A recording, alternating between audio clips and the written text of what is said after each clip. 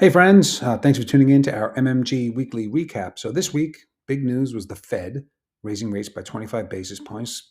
The Fed chair talking rather, as I would say, dovish, kind of leading the markets to believe that, the inflation, I think, has rolled over. They said the disinflation process has begun. That was a good thing for rates. Rates can't go higher if inflation's going lower. So, that was good. But then on Friday, we had the jobs report come out. And it was a shocker. We were looking for 185,000 jobs, 188,000, came in at 517, way beyond expectations. The unemployment rate pointing to 3.4%, the lowest in 53 or 54 years, below expectations. And wages grew, but they grew softer. So it was kind of low on the inflation side, great on the growth side. So a few things that we get from this. Number one, the idea of a recession is crazy. You can't have a recession with 3.4% unemployment.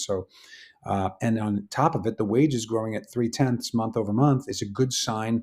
Because if you times that by 12, you're at 3.5%, inflation or wage growth.